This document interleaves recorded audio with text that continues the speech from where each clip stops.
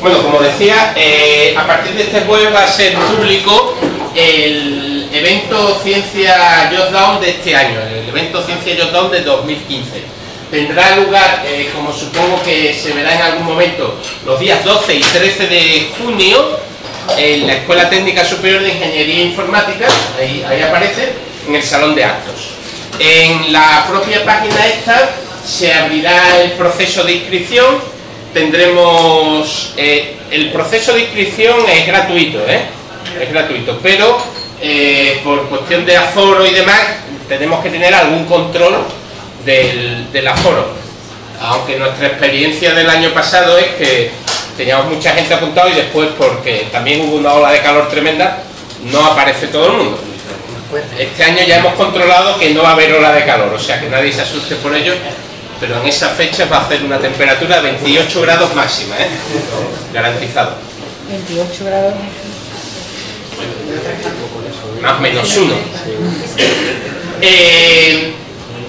Tendremos, como el año pasado, charlas, tendremos mesas redondas y sobre diversos. Y hemos procurado cambiar un poco tanto las temáticas de las charlas como las temáticas de las mesas redondas, ¿no? Lo que sí puedo ya adelantar un poco es que Isabel López Calderón pues será una de las de las charlas, que además que de alguna forma está relacionado, y esto me sirve pues para tocar con nuestro invitado de hoy. Bueno, una cosa que se me olvidaba, esto de aquí, os animo a todos a que intentéis ganar 1000 euros. No es difícil, y más si hacéis una cierta inversión con los miembros del jurado, algunos de los cuales están aquí. Pero se trata de escribir no, en serio, es una cosa que hacemos con bastante seriedad, porque tenéis que escribir un relato, o bien de ficción, o bien de divulgación científica, y el primer premio se llevará 1000 euros, el segundo 500, y se entregará durante este acto. Y ya avisaremos del proceso, pero es un proceso absolutamente anónimo y nadie sabe quiénes son los autores, etcétera, etcétera. Bueno, lo que decía sobre la charla de Isabel, tratará sobre ADN, no sé si tangencialmente o directamente,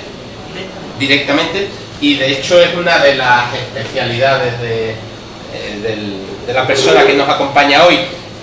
José Blanca es investigador en la Universidad Politécnica de Valencia, y también una característica que me gustaría destacar de él es que él es uno de los organizadores, o que lleva tiempo luchando en una labor similar a esta, pero en Valencia. Entonces eso sería algo que me gustaría destacar, porque en Valencia organizan, o si me equivoco algo, unas charlas que se llaman Escéptico en el Pub, y el poder de las redes sociales, en este caso la red social que a mí me gusta, que es Google Plus, pues alguien me avisó que había ido a su charla y que que le había gustado mucho, y que si podía contactar con él, porque de vez en cuando puede tener la posibilidad de venir por Sevilla. Sabéis, y si no lo sabéis os lo digo yo, que el presupuesto del que disponemos es de 0 euros, entonces hay que aprovechar que alguien nos visite o que alguien quiera dar una charla, ¿no?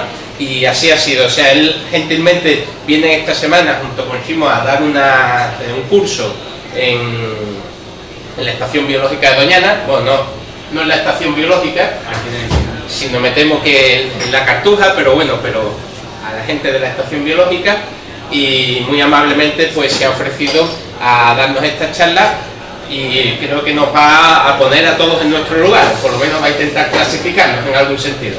Entonces estoy deseando escuchar esta charla. Muchas gracias.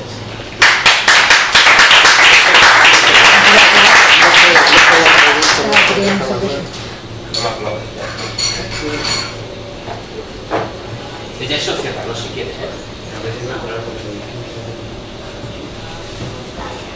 Ya te veo.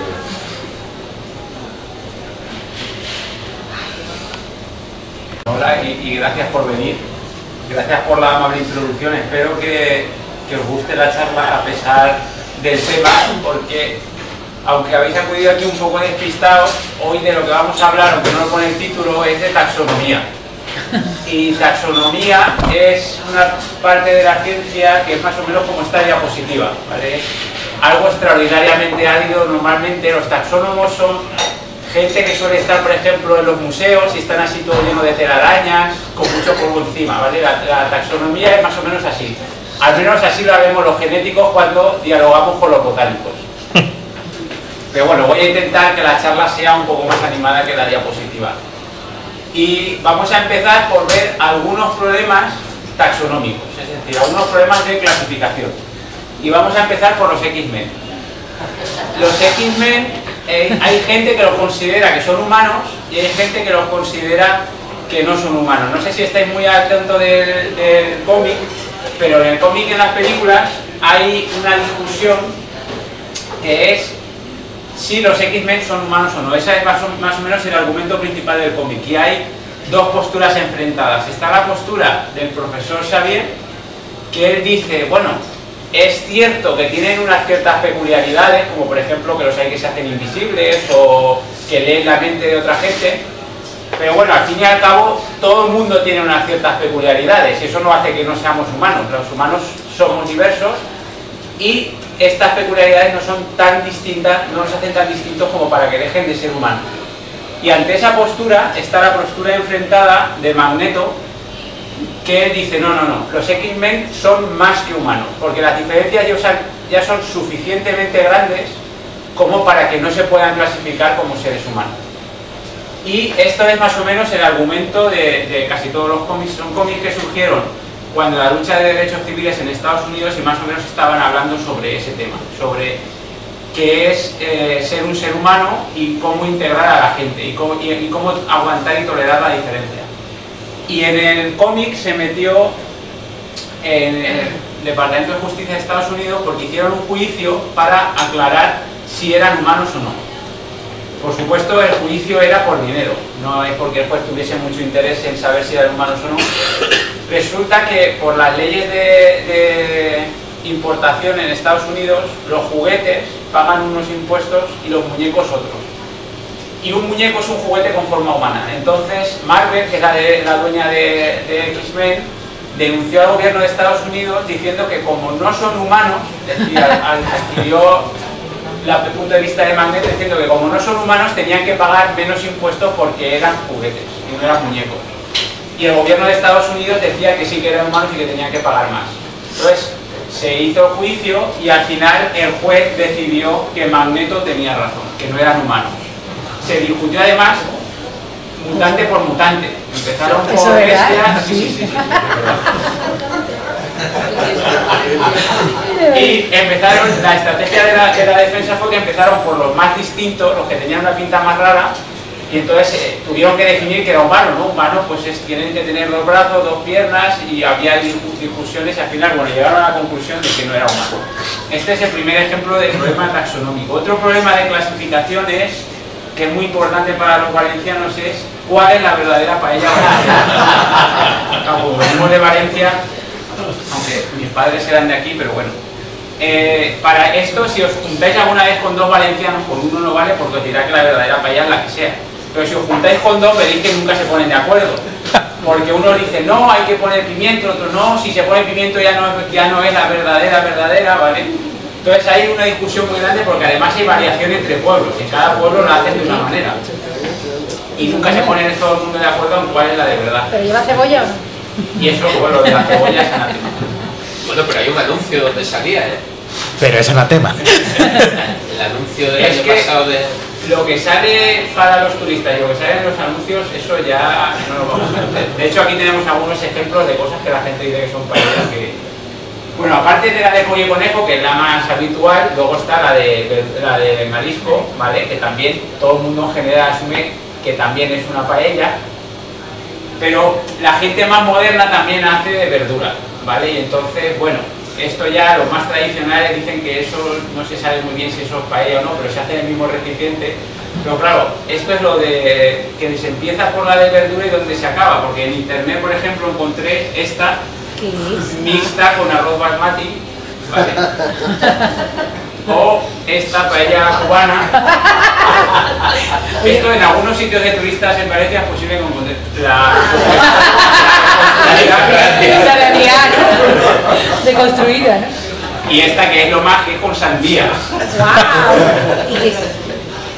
Vale, entonces es muy difícil ver dónde uno corta la definición de qué es una paella aceptable y qué no es una paella. Y si habéis llegado al café sin discutir mucho sobre paella, podéis preguntarle a algún valenciano si el valenciano es valenciano catalán. Y con eso ya tenéis la discusión y la diversión asegurada. ¿Vale? Eso es otro problema de taxonomía. Las lenguas, por dónde cortas los dialectos y cuándo empiezas a ser dialecto de una lengua o dialecto de otra, o cuándo empiezas a hacer lenguas distintas. Otro problema de definiciones... Ese piquito de ahí, perdona. ¿Qué? Ese piquito que nos mata. ¿Esto? Sí. Esto es que en Francia y en algunas vale, se habla también en catalán. Es bastante distinto, pero es catalán. Bueno, otro problema taxonómico es el de definir qué es Dios. Y en esto también hay mucha confusión, ¿vale? Porque los católicos tienen al padre, que es un señor de la guerra con bastante irritable, podríamos decir. Luego está el hijo, que es un hippie, pero que además es el mismo, con lo cual la cosa no queda muy clara. Y luego está el Espíritu Santo. Entonces este también es un problema de definición, que no está muy claro cuál es la verdadera definición del Dios católico. Otro problema de taxonomía es cuando nos ponemos enfermos y vamos al médico. En realidad lo que le estamos pidiendo al médico es que nos haga un diagnóstico, y el diagnóstico es que nos clasifique, es decir, que de acuerdo a los síntomas que tenemos decida cuál es la enfermedad que tenemos, ¿vale? Eso es un problema de clasificación también. Y además es una clasificación muy importante, porque dependiendo de la enfermedad que se nos diagnostique, se nos va a aplicar un tratamiento u otro, y el pronóstico va a ser uno u otro. No es lo mismo que te digan que tienes un quiste de grasa que tienes un cáncer con metástasis, ¿vale? Entonces, depende mucho el tratamiento y la prognosis de cuál es la clasificación, y no es algo trivial, por supuesto. Es un problema muy complicado, porque además uno no tiene toda la información suficiente para tomar una decisión. Antes de continuar, quiero avisar que, a pesar de lo que voy a decir en las próximas diapositivas, que nadie malinterprete y que piense que yo pienso que la enfermedad mental no es real, ¿vale? Las enfermedades mentales son muy reales, ¿vale? Hay problemas interesantes sobre su definición, pero eso no quiere decir que yo piense en absoluto que no son reales, ¿vale? Quiero avisarles. Porque lo pongo como ejemplo de definiciones de enfermedad. Aquí tenemos a un señor que es una persona normal, en principio, que yo sepa, no tiene ninguna enfermedad mental, que es lo que los psicólogos llaman psicotípico. Y hay una variación continua hacia enfermo mental. Por ejemplo, este señor es enfermo mental. Hombre, claro. Este señor es un enfermo mental, que es premio Nobel de Economía, y recientemente le han dado otro premio muy importante, no sé cómo se llama el premio. Premio Abel. El premio Abel, por sus contribuciones a algunas ramas de las matemáticas que yo no controlo. ¿Vale? Entonces, entre uno y otro hay una variación continua, y de alguna manera en algún sitio hay que cortar. Para que veáis un ejemplo de variación continua, ¿vale? Se corta y se dice, a partir de aquí es enfermo y a partir de aquí es salud. Para que veáis que realmente esta variación es continua, aquí tenemos una distribución. Aquí está pintado el resultado de un test psicológico. Ya sabéis que cuando uno va al psiquiatra o al psicólogo, lo primero que le hace es le da un montón de test para rellenar, como si fuese autoescuela, ¿vale? Y a partir de ahí ellos hacen sus cálculos y deciden si tienes un problema o si no lo tienes o qué. Pues una de las cosas que pueden mirar es un test que calcula un índice que tiene que ver con el síndrome de Asperger, que es una enfermedad que ya ha desaparecido en la última versión del manual americano, pero es una forma leve de autismo. Entonces, cuando este test se le pasa a personas que están diagnosticadas como normales, es decir, no son enfermos, da esta distribución. Es decir, hay gente que da un valor muy bajo, gente que da un valor más alto, y la mayor parte pues están por aquí, entre 15 y 20. Y luego, cuando se les pasa a los Asperger, da esta otra distribución. Es evidente que hay diferencias claras, pero también es evidente que hay solapamientos y bueno, y que en algún caso parece que el diagnóstico no, a lo mejor, o no es este el único test que se utiliza, o el diagnóstico no coincide del todo con el test. Entonces, pero veis que no es fácil cortar, porque las dos distribuciones están parcialmente solapadas. Yo me hice el test, porque lo puedes hacer en internet, caí aquí. ¿En la parte verde o la morada? El número es ese, ya si te metes en una distribución u otra, eso se lo tendrás que preguntar a otro. ¿Vale? Pero veis que no es algo demasiado claro. Y entonces en algún sitio tenemos que cortar. Una forma de cortar, por ejemplo, los psiquiatras tienen un manual, este sobre todo se utiliza en Estados Unidos, el DSM, y este manual ha tenido distintas versiones. Ahora, hace un año y pico, publicaron la versión 5 y muchos editores de la versión 4 han criticado que en esta versión esta flecha se ha ido un poquito hacia acá. Es decir, que hay gente que antes estaba como normal y que ahora cae como enfermo. ¿Por qué? Las razones que dan los editores críticos son varias. Una, que las farmacéuticas han participado en la redacción indirectamente, pagando congresos y esto, y que eso puede haber hecho que se tienda a incluir a más gente. Luego, los expertos siempre ven que todo el mundo tiene un problema. Es decir, los psiquiatras ven que todo el mundo tiene un problema. O nosotros que trabajamos, por ejemplo, en tomates, si a mí me decís que defina un tomate, os voy a enseñar ejemplos de tomates, de plantas de tomate, que vosotros vais a decir, eso no es un tomate imposible. ¿Vale? Los expertos siempre tienden a como a ampliar el campo en el que trabajan. Y otro problema que dicen en este caso es que las visitas son muy cortas y que eso hace que se abuse de la medicación y que muchas veces no se hable suficientemente con el paciente como para hacer un diagnóstico bueno, porque no se tiene suficiente información. Pero bueno, lo que os quería ver sobre todo es que hay distintos criterios y que los criterios esos tienen relevancia. Por ejemplo, hay un ejemplo que es el trastorno de atención con hiperactividad, que es un trastorno que todos los psiquiatras coinciden en que es un trastorno real, es decir, que hay niños realmente que tienen el problema, ¿vale? Todo el mundo coincide en eso. En lo que no coinciden es en la definición. Y, por ejemplo, hay distintas versiones. En la versión 4 del manual que os he comentado, que es el que se usa sobre todo en Estados Unidos, según los criterios de esta versión, más o menos el 6 o el 7% de los niños son diagnosticados con el problema. Y esto ha sido criticado por los editores que publicaron esta versión. Dicen que se ha malinterpretado la redacción que hicieron y que ahora lo habrían hecho distinto, pero que ahora esos editores ya no están en el team. Otro manual, que es el que recomienda la OMS, según esa definición, cuando se aplica entre el 1 y el 2% de los niños tienen el problema. Y el que utilizan en Francia da un 0,5% de los niños. Es decir, claramente hay un criterio bastante discrepante y hay muchos niños que según un criterio caen como con el problema y otros que no. Esto es algo que yo creo que estaría bien que los psiquiatras se lo mirasen, hiciesen un congreso o algo y aclarasen algo, porque me parece que son criterios muy dispares. Aunque el DSM está editado por una empresa privada, es una editorial, no lo edita el Colegio de Psiquiatras de Estados Unidos.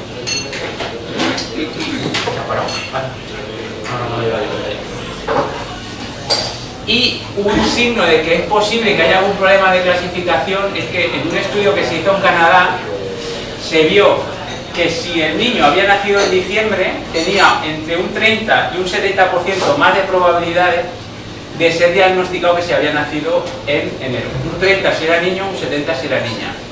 Luego, uno de los editores del DSM-4 decía que lo que estaban diagnosticando en muchos casos era la infancia. Entonces, ¿veis? Esto tiene relevancia, evidentemente, porque no es lo mismo que te digan que tienes un problema que no lo tienes. Si no tienes, no te tratan, si lo tienes, sí que te tratan. Es una cuestión importante. Perdona que te interrumpa, me he acordado de ahora que dices eso, de un caso muy similar. Está estudiado que hay más campeones olímpicos nacidos en enero que en diciembre. Sí. Por la misma razón, porque como van por curso, están mucho más desarrollados en general los niños de enero que de diciembre, y entonces esos los meten en sitios que los seleccionan y los llevan a sitios especiales para entrenarlos, y claro, hay más campeones nacidos en enero que en diciembre, vamos. Estos problemas de clasificación son muy generales, están en casi todas partes. Por ejemplo, la muerte. Uno piensa, bueno, está fácil saber lo que es estar vivo y lo que es estar muerto, pero eso no es verdad. No es nada fácil saber si está vivo o está muerto. Por ejemplo, puedes pensar, cuando a uno se le para el corazón es cuando está muerto, pero eso no es cierto.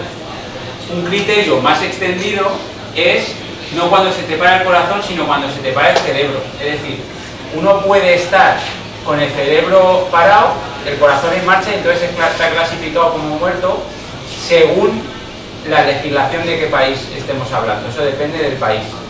Entonces no es lo mismo. Un mismo individuo podría estar muerto en un país y vivo en otro país. Yo he preguntado a médicos en España y la verdad es que no me han dado una respuesta muy clara sobre cuál es la definición de verdad. Y además me dijeron que esto es teoría, claro, porque el pulso es muy fácil de tomar, pero el cerebro no te lo miran de forma tan común. Entonces no es una definición fácil de aplicar, pero vamos, hay problemas con esto. Y ya para acabar los ejemplos, si queréis divertiros también, en vez de con paellas, podéis preguntarle a un biólogo si los virus están vivos o no están vivos. Bueno, mejor a dos. Juntáis a dos en una mesa, sin elementos cortantes en medio, y les preguntáis si los virus están vivos o no, y veréis qué divertido es. ¿Vale? Pero no me voy a meter en esto porque si no, no acabamos. Entonces, una vez que hemos visto los ejemplos, vamos a ver cómo se clasifican, algunos métodos de clasificación. Ya hemos visto algunos, uno es ir y preguntarle al juez. Esto, sobre todo viviendo en España, sabemos que la decisión del juez puede ser un tanto, hasta cierto punto, arbitraria. Depende de cuánto dinero tengas, de si trabajas como político, si no, depende de muchas cosas. Entonces, tampoco es un método como, que diría yo, muy serio. Otro método del que la gente suele echar mano es, bueno, me voy al diccionario de la RAE y lo que ponga allí es lo que vale, ¿vale? Pero las definiciones del diccionario en muchas ocasiones no son muy informativas. Por ejemplo, mujer, persona del sexo femenino. Tampoco es que nos haya aclarado mucho, porque tendremos que ver qué es el sexo femenino, ¿vale? Y esto además no es casual, porque las palabras se definen en un diccionario en función de palabras, y al final acaban creando una red de palabras, pero es un problema filosófico muy complicado ver dónde aparece el significado en esa red de palabras, o si es que está en la red o está en otro sitio. Entonces, los diccionarios tampoco son la manera de aclarar el asunto.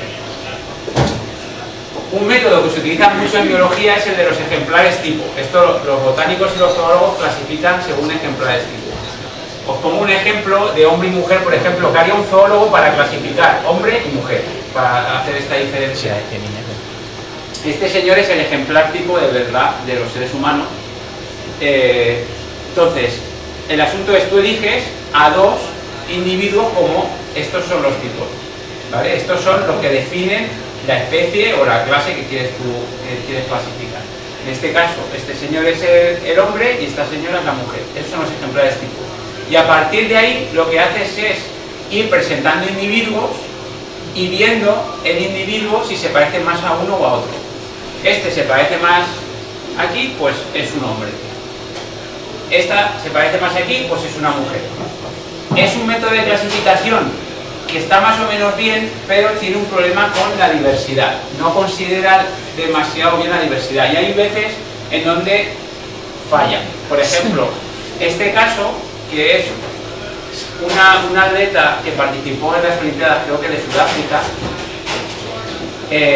ella se considera a sí misma mujer, entonces participó como mujer y ganó muchísimas medallas. Las otras atletas no estuvieron muy contentas porque decían que los niveles de testosterona que tenía esta mujer eran muy altos, mucho más altos de los que normalmente las mujeres tienen, porque en realidad biológicamente ella está a mitad de camino entre hombre y mujer. Entonces, aunque ella se considera a sí misma mujer, biológicamente está un poco tirando hacia hombre, y entonces las otras atletas decían que no era justo que participase como mujer. Claro, tampoco habría sido justo que participase como hombre. Y desde luego con este método de clasificación tampoco tenemos una respuesta muy clara, porque está a mitad de los dos ejemplares tipo que tenemos. Así no es como clasificamos los seres humanos clasificamos utilizando redes neuronales. Las redes neuronales que están aquí pintadas son un método estadístico, pero que está inspirado en cómo funcionan los cerebros de los animales. Aquí lo que tenemos es una serie de neuronas que están pintadas en azul y las neuronas están conectadas por sinapsis. Una sinapsis se activa a la siguiente neurona. Tenemos una capa de neurona a la que le damos la información de entrada, ¿vale? Por ejemplo, si queremos clasificar a una mujer, pues podemos poner morfología de los órganos sexuales, cómo se define el individuo, cómo juega, cómo se viste, ¿vale? Ese tipo de cosas. Eso sería la capa de entrada. Luego hay una serie de capas, que normalmente no son muchas, que están ocultas en medio, que son las que conectan toda la información, y al final tenemos una capa de salida que nos da la respuesta. ¿Cómo funciona el método? Pues lo que hacemos es, le damos ejemplos, ¿vale? Por ejemplo, decimos, estos son hombres y estos son mujeres. Y a partir de esos ejemplos, la red neuronal se educa. Que educar la red es variar los pesos. Ahora hay sinapsis que prácticamente no pintan nada y hay sinapsis que sí que tienen mucha fuerza al activar a la siguiente neurona. Y entonces esta distribución de pesos de alguna manera codifica la diferencia entre hombre y mujer, es decir, la diferencia entre los ejemplos que nosotros demos. Y una vez que la tenemos educada ya podemos preguntarle, le podemos decir, por ejemplo, este señor, damos las características que tiene y él nos responderá si este individuo es señor o señora, ¿vale? Activará la primera capa de entrada y luego la red hará sus cálculos y nos dará una respuesta, ¿vale? Es un método que más o menos nosotros clasificamos de este modo, ¿vale? De un modo parecido. La red no es tan sencilla, es más complicada, pero el problema que tiene el método es que extraer de aquí una definición es muy complicado. Porque ¿qué vas a definir? ¿Qué es una mujer? Una mujer es cuando la neurona tal, que tiene una sinapsis de tal peso, se activa. Eso no es factible. Por lo tanto, aunque el método funciona, es muy difícil extraer de aquí una definición. Y además, en nuestro caso es mucho más complicado porque tenemos más neuronas. Son 86.000 millones de neuronas y son 10 a la 15 sinapsis.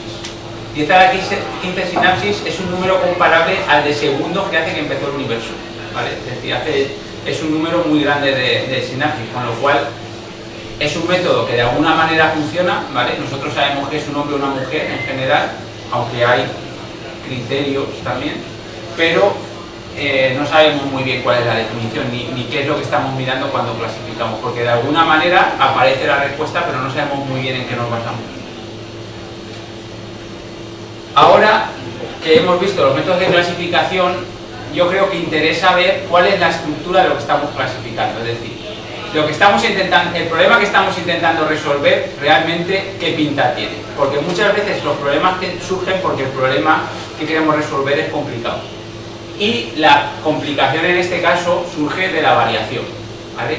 Sobre todo en biología y en clasificaciones que tienen que ver con la cultura hay una variación muy grande. Esto en física es menos problema porque para un físico un electrón es un electrón, son dos iguales.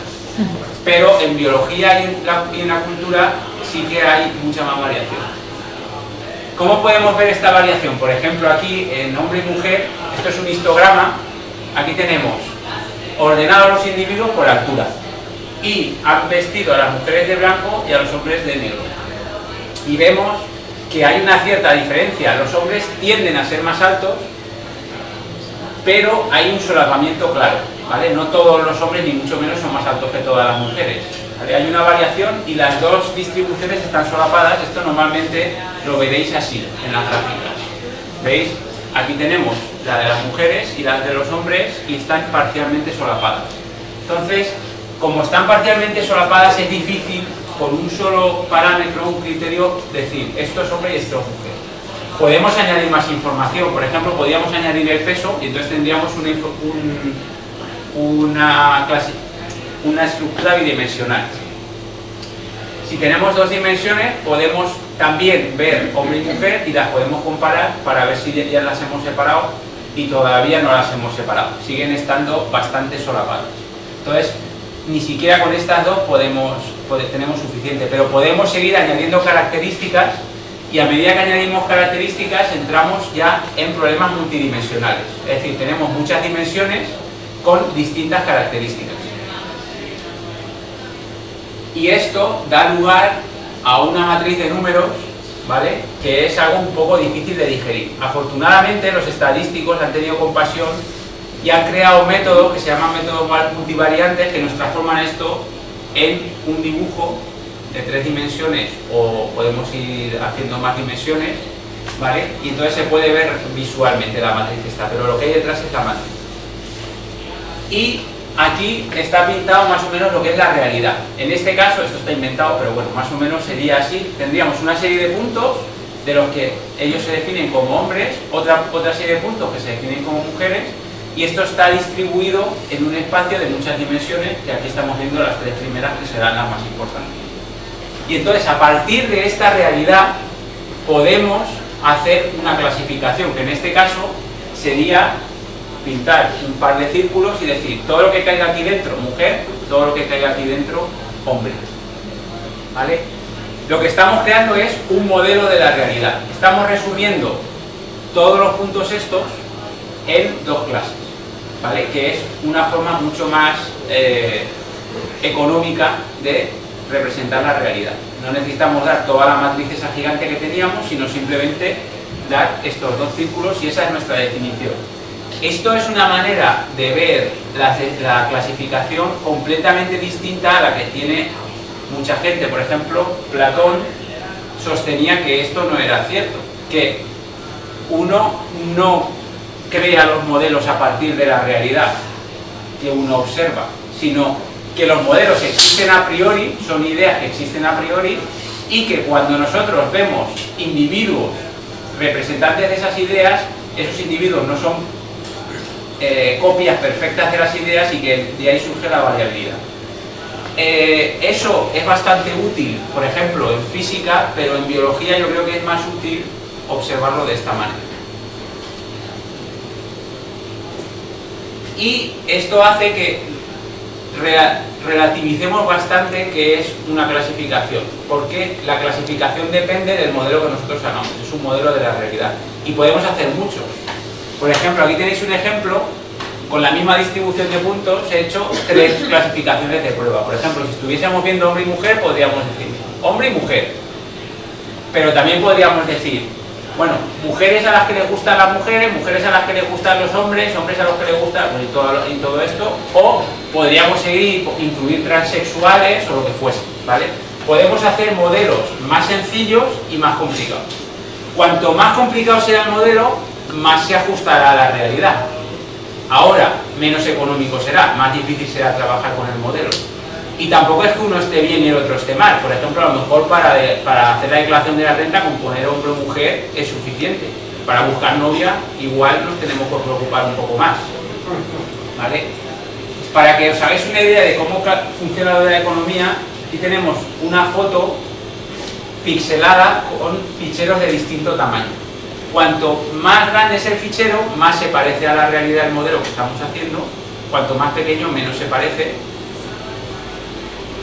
Si nos quedamos muy cortos, a lo mejor el modelo es insuficiente para lo que nosotros queremos hacer. Si nos pasamos, igual estamos poniendo demasiados datos y a lo mejor estamos perdiendo recursos, ¿vale? Entonces tenemos que quedarnos en el punto en el que estemos interesados según el problema que queramos resolver.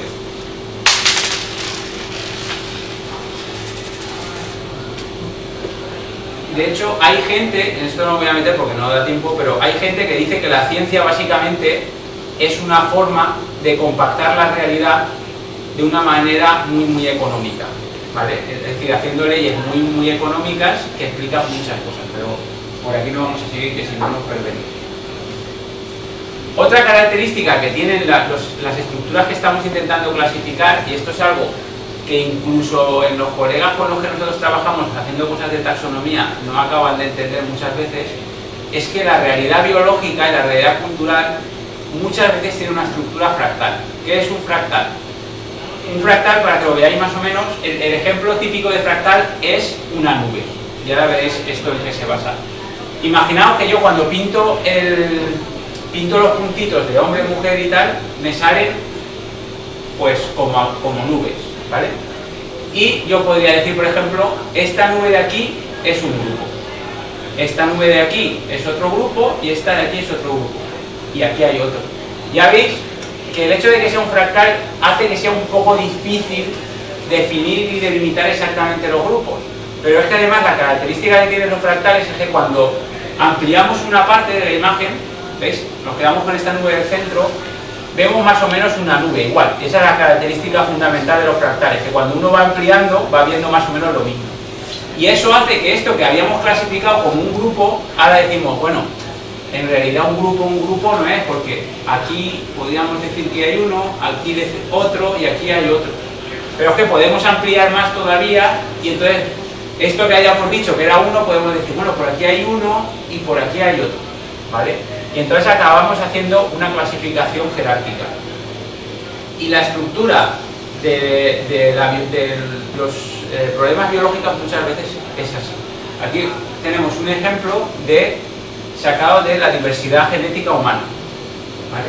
Se puede estudiar la estructura de la diversidad genética humana, no me voy a meter en cómo se hace, pero vamos a hacer unos análisis con marcadores de ADN y se hace un análisis multivariante y se acaba obteniendo algo parecido a esto.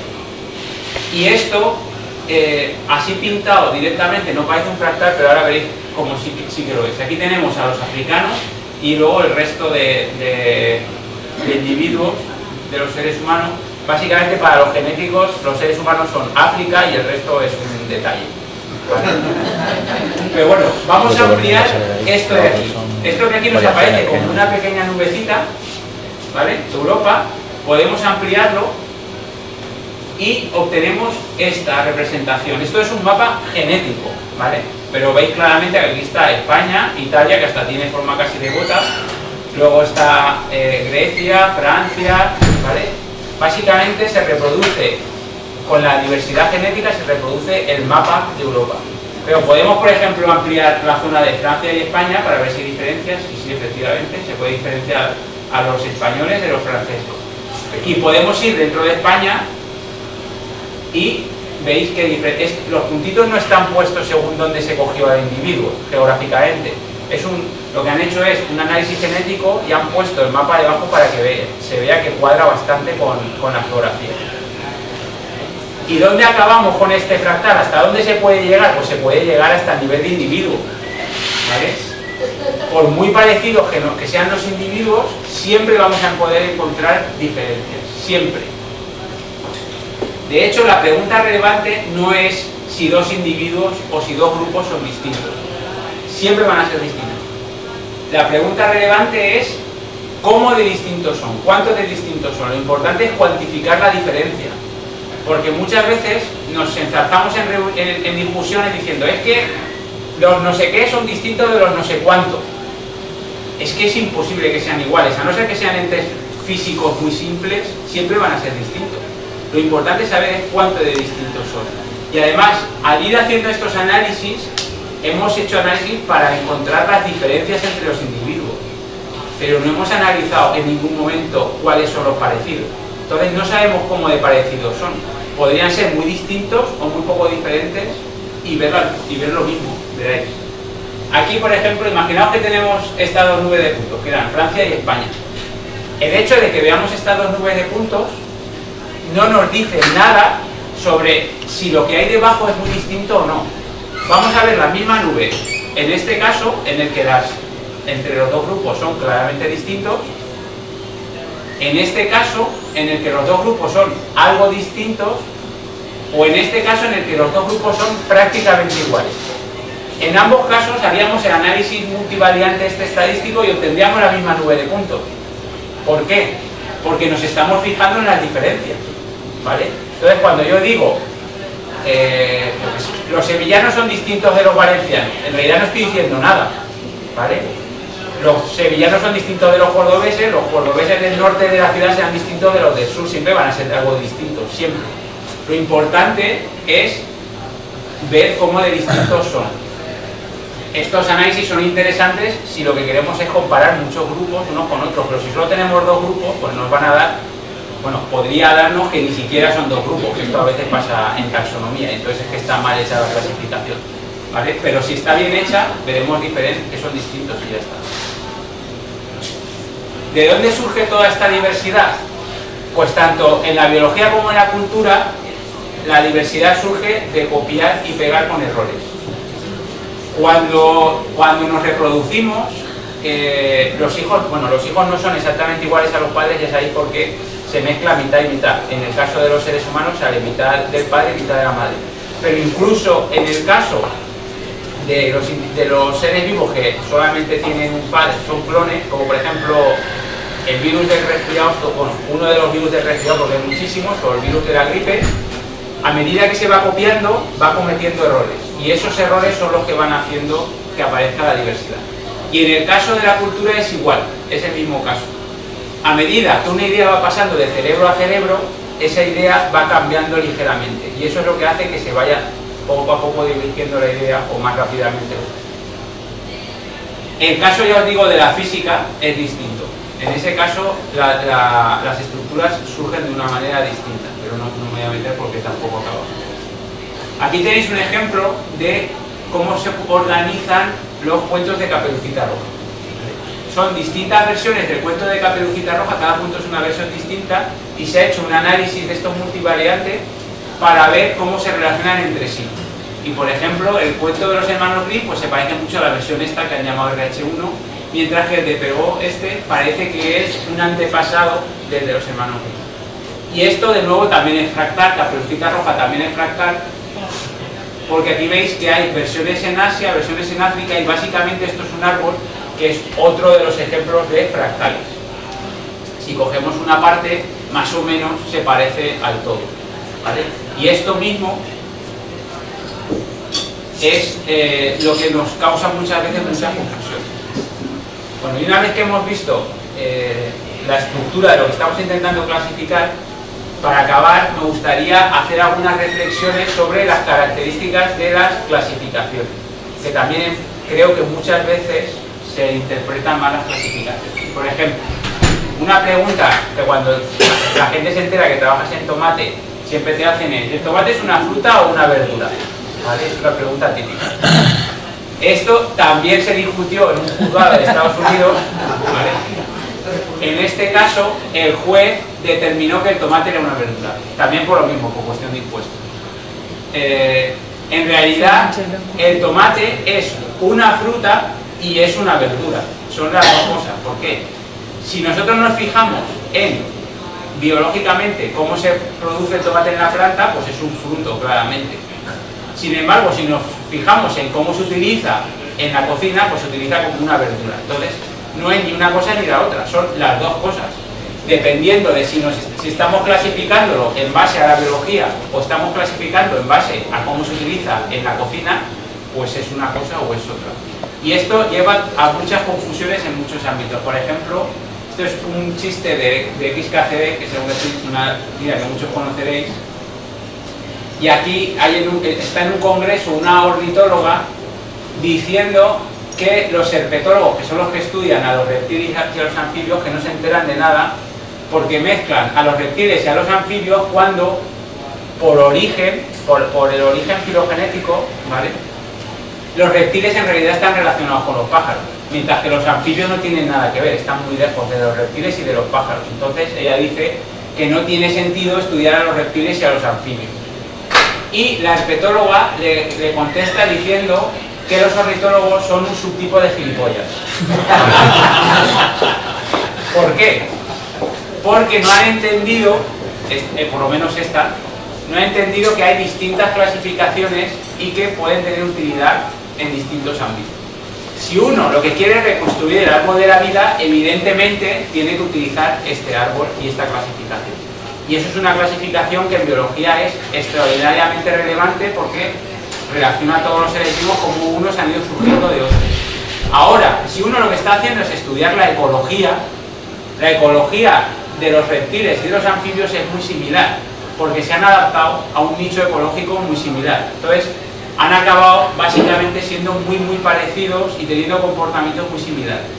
Entonces, en ese caso, sí tiene sentido estudiarlos juntos, ¿vale? Por eso los herpetólogos los estudian juntos, ¿vale? Y lo importante es entender que ninguna de las dos clasificaciones es mejor que la otra, depende de para qué lo estamos usando, como lo del tomate, si es fruta o verdura. Otro problema que solemos encontrar es el de la jerarquía. Por ejemplo, esto, que claramente es un pollo, normalmente vosotros me diréis que esto es un ave. Si tenéis algún amigo biólogo listo, os dirá que no es un ave, que es un dinosaurio, ¿vale? Porque en realidad los dinosaurios no se extinguieron, a pesar de que siempre se dice que se extinguieron todos los dinosaurios menos las aves, que son dinosaurios, ¿vale? De hecho, muchos dinosaurios se parecían más bien a esto, ¿vale? A lo mejor la siguiente de Jurassic Park sale con pavos en vez de con velociraptores, porque son los dinosaurios que todavía están vivos, ¿vale? Entonces, ¿esto qué es? ¿Un ave o es un dinosaurio? ¿Vale? En realidad es las dos cosas, porque hemos hecho una clasificación jerárquica. De hecho, el árbol de la vida, aquí tenéis un ejemplo de dónde están los seres humanos. Los seres humanos están relacionados con los chimpancés, son primates, pero además de primates, son animales, y además de animales son son mamíferos, animales mamíferos son cordados, además de cordados son animales, y los animales son seres vivos. Es decir, es una clasificación jerárquica. Aquí hay una cita de una canción de Jay-Z, el marido de Beyoncé, ¿vale? Que es muy listo para muchas cosas, pero no ha entendido lo de las clasificaciones jerárquicas. Entonces dice que si eres medio hombre, medio mamífero. No. Es 100% hombre, 100% mamífero, ¿vale? Y 100% cordado y 100% animal, ¿vale? Una cosa no quita la otra, ¿vale? Y esto es algo que puede parecer, contado así, más o menos evidente, pero que lleva a muchísimas discusiones. Mirad la siguiente diapositiva. Aquí hay una clasificación jerárquica también, pero en este caso es de las lenguas, ¿vale? Por ejemplo, todos los dialectos que engloban el italiano están aquí representados, los que engloban el castellano están aquí, y a su vez todas estas lenguas están como lenguas romances, ¿vale? Están relacionadas todas porque vienen de un antepasado común. Y todas estas, las romances, las eslavas, las germánicas, son lenguas indoeuropeas, ¿vale? Y esto lleva a unas discusiones tremendas. Por ejemplo, yo que soy catalán, yo no soy español. No, yo que soy español, yo europeo no. Bueno, eso es más raro. Bueno, ahora con lo de la economía empieza a ser más común, ¿vale? En realidad, un catalán será catalán, español, europeo, ciudadano del mundo, animal y ser vivo, ¿vale? Es todas las cosas. Una cosa no quita la otra. Otra cosa es que él decida, por los motivos que tenga, dar más énfasis a una parte de a un nivel de la clasificación o a otro. Pero no puedes negar que eres todas las cosas a la vez, ¿vale? Y esto es una cantidad de discusiones por este tema tremenda, ¿vale? Y por el tema de fijarse en la diferencia ignorando cuánto nos parece, ¿vale? Esto es una cosa que hay que tener en cuenta siempre, ya os he dicho. Y esta es la última diapositiva ya, es para recordaros que no estamos obligados necesariamente a hacer clasificaciones absolutas. Esto es algo ya un poco más sofisticado, pero que se puede aplicar en muchos casos también. Por ejemplo, si nosotros definimos hombre o mujer por el método de clasificación que queramos, luego podemos no clasificar absolutamente a los individuos, no obligarlos a meterlos en la clasificación. Podemos, por ejemplo, decir, estos dos individuos son principalmente mujeres, estos dos son principalmente hombres, pero este de aquí no es ni hombre ni mujer, está a mitad, y ya está, ¿vale? Es 50% una cosa, 50% otra cosa. ¿De acuerdo? Y para acabar, las ideas principales que me gustaría que quedasen es: la realidad suele ser multidimensional. Normalmente pensamos en términos de una sola dimensión, alto o bajo, lo cual además es bastante absurdo clasificar a la gente como alto o bajo, porque la mayor parte de la gente no es ni alta ni baja, está cerca de la media. Pero bueno, incluso aún así, la realidad suele ser multidimensional. Un problema, por ejemplo, de clasificación es: ¿tú eres de izquierdas o de derechas? Hombre, de izquierdas y derechas es una sola dimensión, ¿vale? Y hay gente que es muy difícil de meter en una dimensión porque, por ejemplo, los anarquistas en España son considerados como de izquierda, pero en Estados Unidos son considerados como de derechas. ¿Por qué?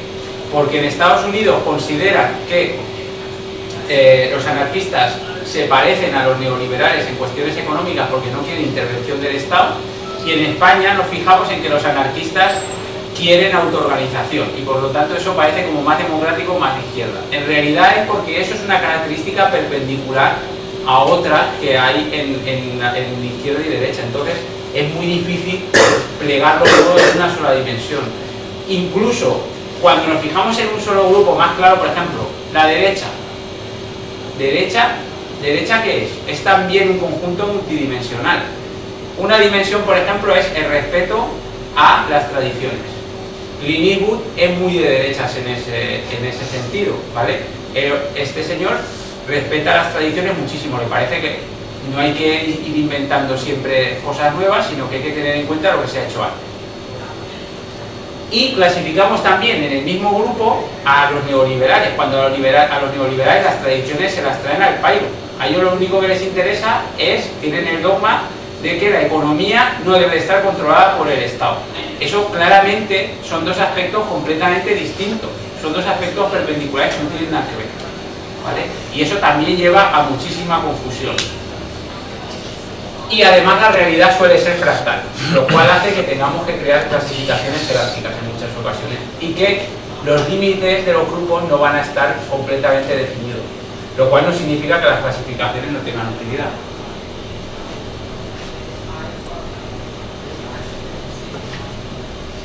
Las categorías que nosotros hacemos las hacemos por economía, ¿vale? Son construcciones útiles, pero creo que merece la pena no obcecarse en que son la realidad. Muchas veces tendemos a pensar que la clasificación es la realidad, ¿vale? No es la realidad, no hay hombre y mujer, hay individuos, esa es la realidad. Y la clasificación que nosotros hacemos pues puede ser más o menos útil, depende de la circunstancia y de cómo hayamos hecho la clasificación. Pero la realidad no es la clasificación, la realidad es la realidad, ¿vale? Esto, bueno, da igual, los filósofos le llaman a este problema reificar. Reificar, de convertir en cosa. Algo que no tiene una entidad, convertirlo en algo real, que es lo que hacía Platón. Por ejemplo, Platón sí consideraba que la categoría hombre y la categoría mujer eran algo que existía independientemente de los individuos, ¿vale? Mientras yo creo que por lo que os he dicho, que eso no es cierto en el caso de la biología. Por ejemplo, el caso de la física puede ser distinto, yo creo. Luego, cualesquiera dos clases, siempre van a ser distintas. Siempre.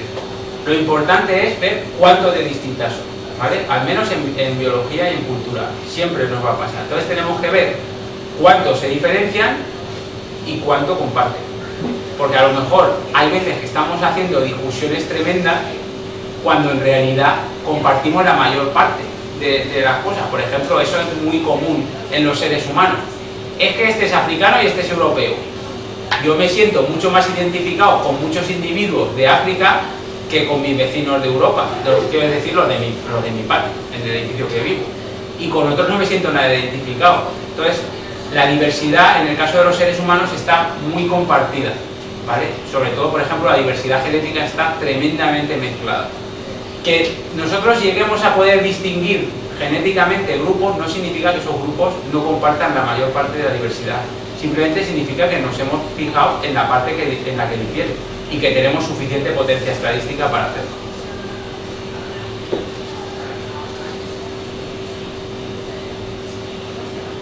Podemos utilizar clasificaciones alternativas, ¿vale? Que es el caso que os he dicho del tomate como verdura o como fruta. Y por último, las clasificaciones pueden ser jerárquicas y también pueden ser probabilísticas. Y ya con esto he acabado.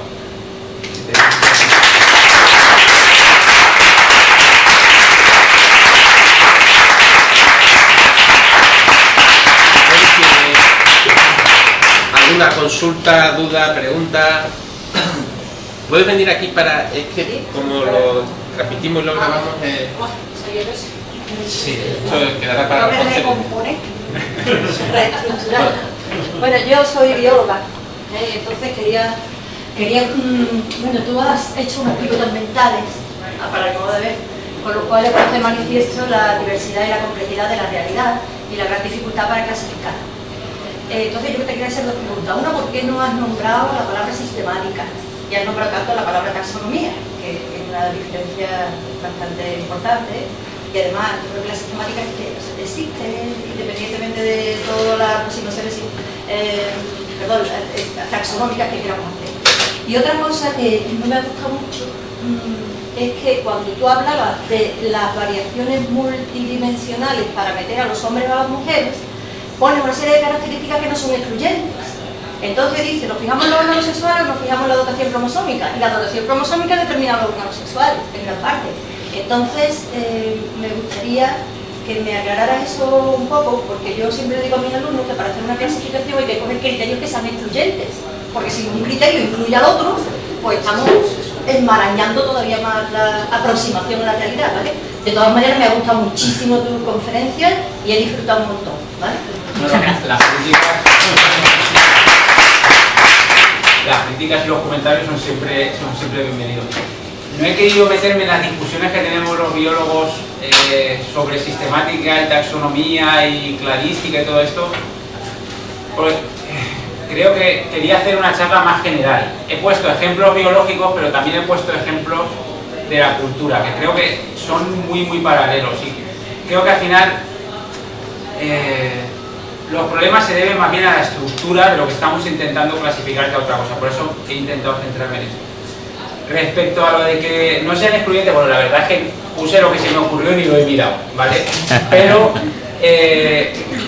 los genéticos, yo no sé si has trabajado o si eres genética o trabajas con genéticos, pero los genéticos tendemos a no preocuparnos en absoluto porque las características que ponemos sean excluyentes o no. De hecho, asumimos que la mayor parte de los casos las variables que estamos usando no van a ser independientes. Pero no nos preocupa demasiado hasta cierto punto porque los análisis estadísticos que utilizamos tienen en cuenta las correlaciones. Y entonces al final acabas haciendo una clasificación independientemente de lo que le hagas. Si después quieres ver cuáles son los parámetros más relevantes y más informativos para clasificar, puedes hacer otro tipo de análisis. Por ejemplo, puedes hacer un análisis de estos categóricos. Entonces tú le das las características y le dices, para distinguir entre estas dos categorías que yo ya he creado de la forma que sea, voy a ver cuáles son las características más informativas, ¿vale? Pero en genética esto se suele hacer a posteriori, pero bueno, de todas maneras aquí es que ni me fijé, ¿vale? Ya, sí, claramente están correlacionados, sí. Y estamos dando información que es redundante. Exacto. Pero vamos, por ejemplo, nosotros ahora mismo en el laboratorio estamos haciendo clasificaciones utilizando 7000 marcadores genéticos. Y la mayor parte son completamente redundantes porque están juntos en el genoma y se heredan a la vez. Pero no nos preocupa mucho porque la estadística nos permite tener eso en cuenta. Bueno, y supongo que en ese caso de cromosomas y órganos sexuales está clarísimo la correlación, pero hay veces que uno no sabe si tienen dos magnitudes correlacionadas o no, ¿no? Sí, a veces sí. De todas maneras, nosotros es que estamos trabajando en genómica y entonces tenemos muchísimos datos y nos da igual todo. Se lo metemos todo al análisis estadístico y lo que sí que nos preocupa es que el análisis estadístico pueda lidiar con características que no son redundantes. Pero no estamos esforzándonos en dar justo las características más importantes. Si acaso eso será un análisis a posteriori de lo que nos informará y nos dirá, mira, para estos dos grupos lo mejor es mirar esta cosa concreta. Gracias. ¿Algún físico en la sala por alusiones? Hay varios físicos, ¿no tenéis nada que comentar? No, lo que ha dicho está bien. Visto un electrón, visto todo. Así que... No, yo sí como matemático sí tendría una pequeña pega, el basarse muchas veces en las correlaciones, ¿no? Entonces, porque la correlación no implica la causalidad y entonces hay, por ejemplo, hay una correlación muy fuerte, fortísima, de índice de correlación 0.9 entre las mujeres que han sido cada año editores de la revista de Harvard de leyes y el número de apariciones de Nicolas Cage ese año en películas. ¿Qué? Entre el que golf y tiene el que ver peso. pues que existe un coeficiente de correlación fortísimo entre esos dos datos. Sí, entre el Y todo el consumo. mundo puede entender que una cosa no implica la otra para nada, que es meramente al azar. Entonces, lo que me gustaría explicar, o sea, que me explicara si solo os fijáis en el coeficiente de correlación o os fijáis en de verdad que exista una implicación real, una causalidad real, como se puede decir antes. O sea, porque si me decís, es que nos fijamos en los coeficientes de correlación de los estadísticos, ya te digo que un estadístico te dice que los años que salen más películas de Nicolas Cage hay más mujeres que editoras de la revista de leyes de Harvard. Bueno, a ver, Vamos, aquí tenéis la gráfica que lo quiero ver. en primer lugar, yo aquí estaba intentando explicar cómo generar clasificaciones, no cómo generar hipótesis, que es distinto. Simplemente es una cosa descriptiva. Yo estoy diciendo, aquí tenemos estos grupos y ya está. Si nosotros quisiésemos generar hipótesis a partir de estos datos, entonces hay que andarse con mucho cuidado, ¿vale? Nosotros trabajamos en genómica y eso implica que tenemos muchísimos datos. Entonces, somos perfectamente conscientes de que cualquier hipótesis que nosotros queramos generar va a estar en nuestros datos, siempre. Entonces, hay que distinguir entre hacer una comprobación de una hipótesis y lo que esto creo que es un término general, no sé si solo se usa en biología, es ir de pesca, ¿vale? En inglés es fishing expedition. Por ejemplo, uno puede partir en un análisis sin ninguna hipótesis a priori, pero bueno, eso sería un tema distinto al que hemos estado tratando.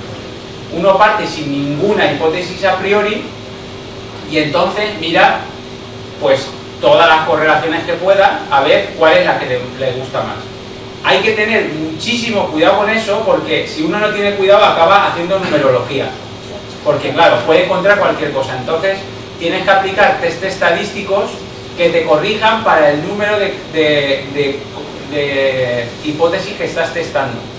Por ejemplo, si yo tengo todo el genoma y tengo 7000 marcadores a lo largo del genoma y quiero ver cuál es el marcador que está ligado con una enfermedad genética, yo puedo mirar a lo largo de todo el genoma, ¿vale? Y si tengo no muchos datos, seguro que voy a encontrar algún marcador ligado. Seguro. Pero lo más, bueno, es muy posible que eso no sea real. Entonces tengo que corregir para el número de comparaciones que he hecho.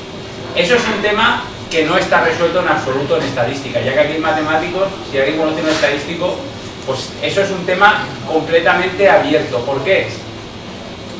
Porque hay correcciones que te permiten tener eso en cuenta, pero normalmente son demasiado estrictas, entonces te pasas por el otro lado, te pasas de frenado. Entonces pierdes muchas correlaciones que son reales.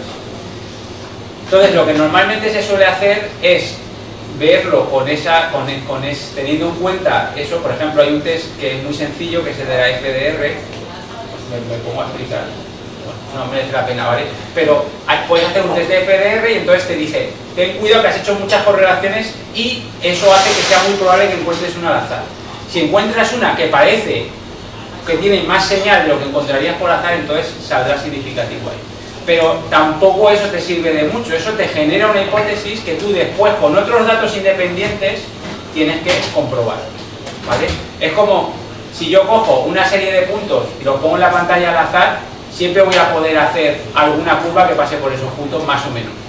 El asunto es que una vez que he generado esa curva, tengo que buscar más datos y ver si siguen ajustándose a la curva, ¿vale? Pero eso es un tema un tanto distinto de lo que yo estaba hablando, porque yo lo que estaba diciendo era simplemente descriptivo. Yo no me estaba metiendo en cuál era la causa de por qué se generaban las cosas, sino simplemente estaba hablando de cómo ordenar todo el conjunto de datos que tenía. No, pero yo decía que va un poco en relación a lo que te preguntaba antes.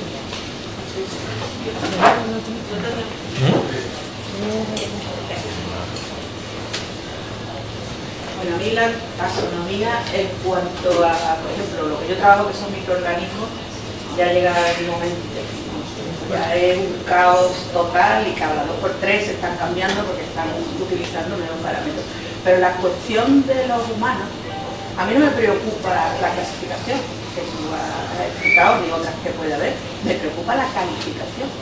Quiero decir, el que en un momento dado se vea que los franceses, los españoles y los portugueses o los bálticos estamos en grupos distintos y ahora se califica eso. es mejor que unos sean mejores que otros, o sea, que sea la base, las clasificaciones que sean una base para una discriminación.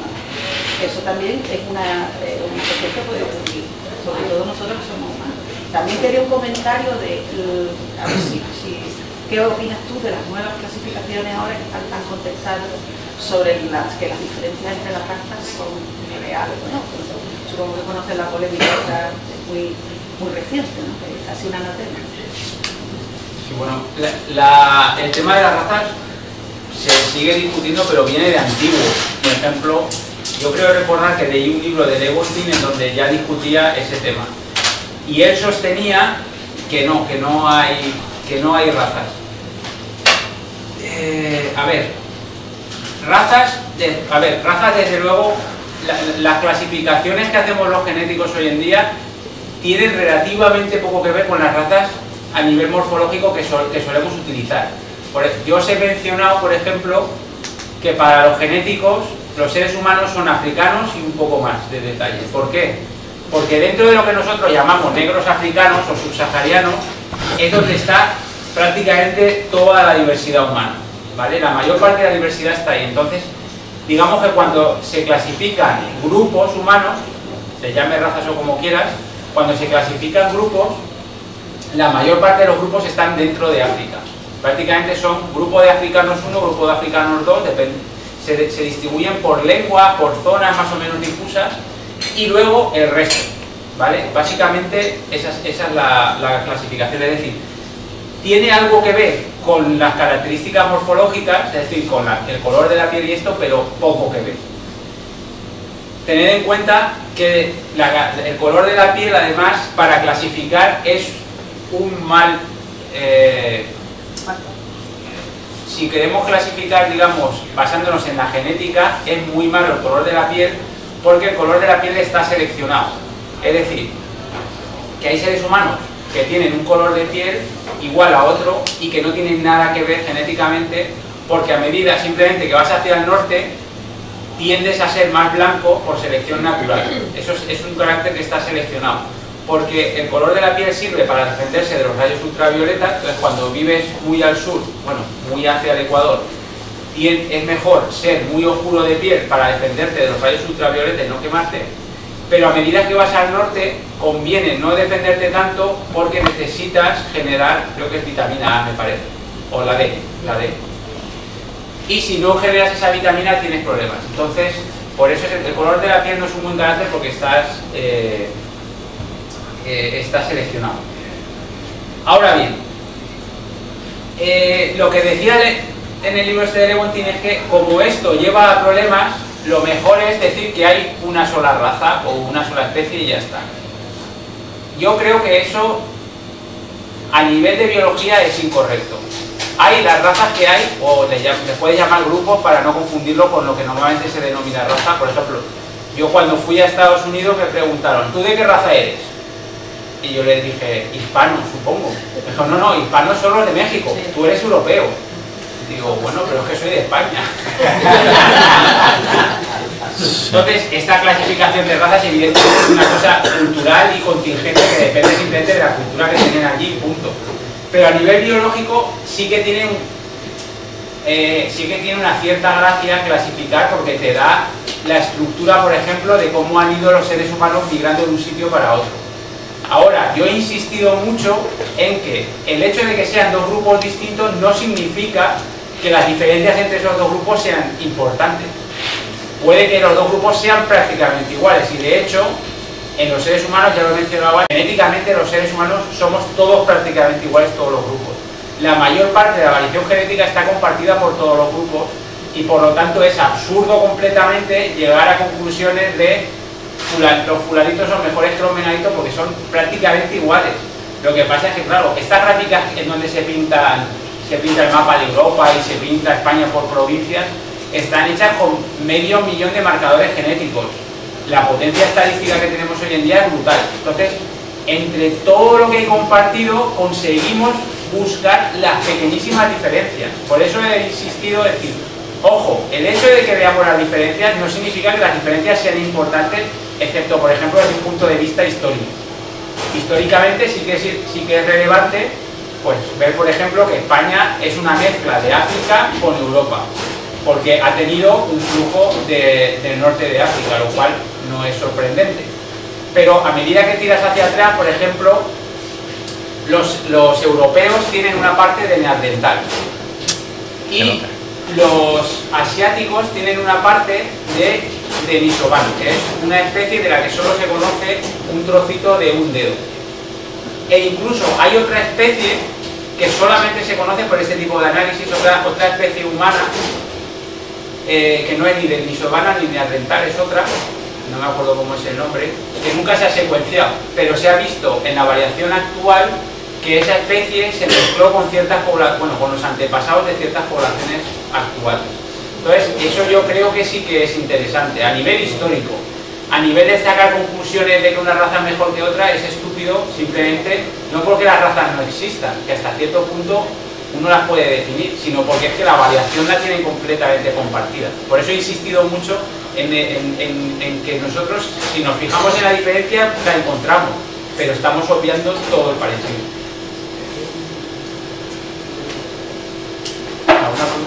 ¿Alguna pregunta más? Pues le agradecemos a José su fantástica charla.